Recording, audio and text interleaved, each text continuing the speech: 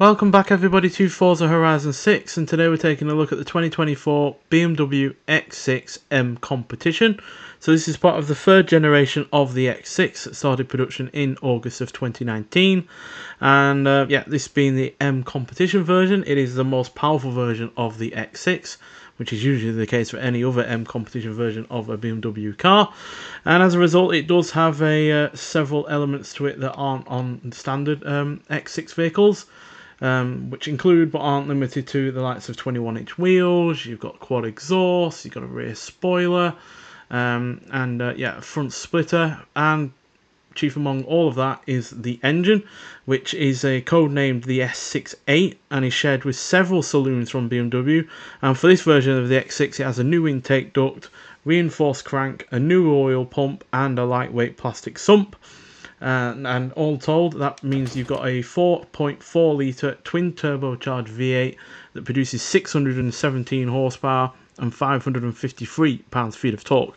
That is up from 591 horsepower from the previous version of the M competition of this generation of the X6. So a decent power up tick there, but it does ultimately still have the same torque as that version that preceded this one. But nonetheless, you can tell that the M guys at BMW have had quite the task of overcoming the sheer physics of this car, because obviously it is quite a large vehicle and it is a weighty one at that as well, at 5,454 pounds. So yeah, they've had to do quite a bit to get this car putting its power onto the road while also making it controllable. So it has the same variable all-wheel drive system as the M5 and an active locking rear differential. And instead of going for a more complex and high-tech suspension system like air suspension, this ultimately has suspension that is made up of coil springs and standard dampers. So apparently that makes it quite the rough rider on anything that isn't pure smooth tarmac, apparently. So and it's apparently quite a handful as well outside of that. So but nonetheless, you do have a decent interior, but not one that is exactly blowing me away, especially considering how much this car costs, as it is well in excess of £100,000.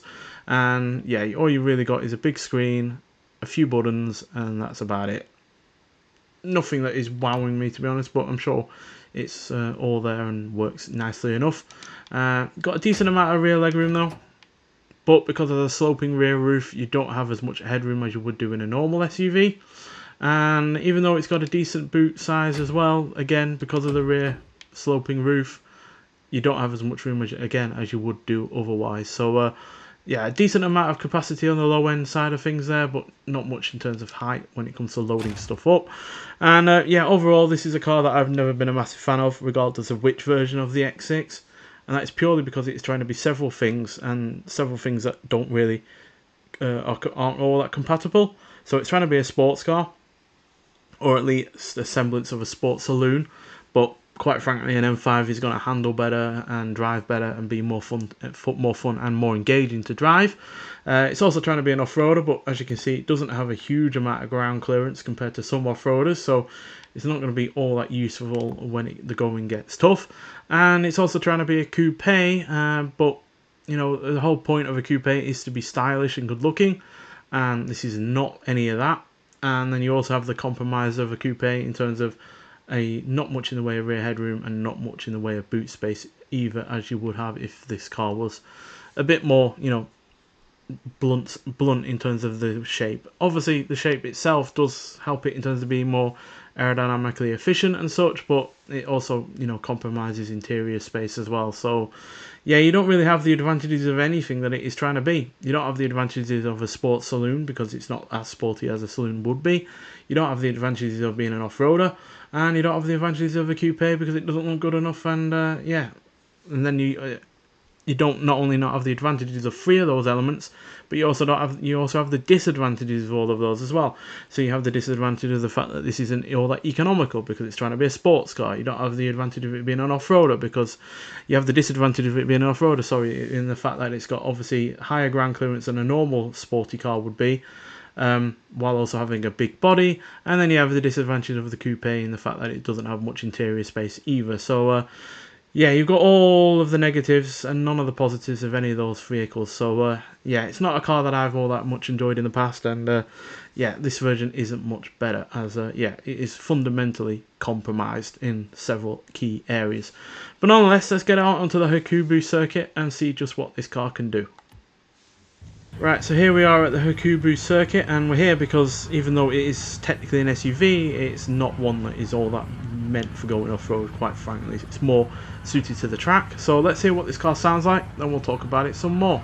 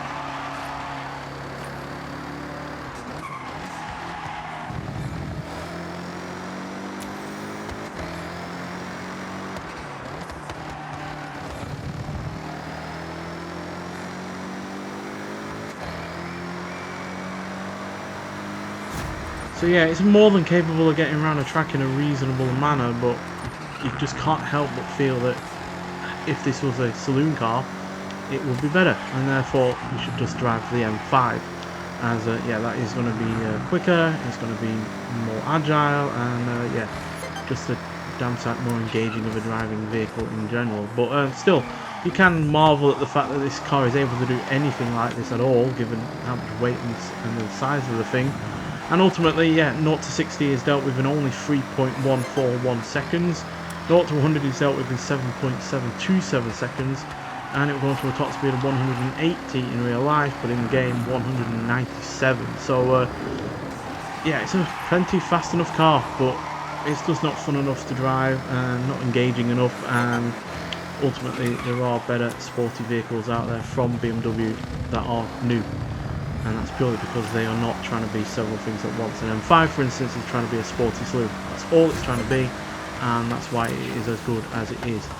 It's not trying to be, you know, an off-roader. It's not trying to be, you know, anything else other than a sports saloon. Whereas this is trying to be an off-roader. It's trying to be a sports car. It's trying to be a coupe, and it just ultimately fails all three aspects, as far as I'm concerned. So. Yeah, a plenty fast enough car, and a decent car in terms of straight line performance and the like, but despite all the best efforts of the M people at BMW, it's just not going to ever be a proper sporty vehicle, just because of the sheer weight and size of the thing. And yeah, ultimately that just makes it not as fun as it could be. So yeah, I'm glad it's in the game though. It is a new addition to the Forza series. We've never had this version before. We've only ever had the I'm not even sure if we've had an X6 before this. We have obviously had the X5M in the past, but yeah, we've never had an X6, I believe. So it is nice to have it in the game, but it's ultimately not a car that I am a fan of. Nonetheless, so thank you for watching. If you have tried the X6 out before, I'd like to hear your thoughts on it, and I'll see you in the next one. Bye.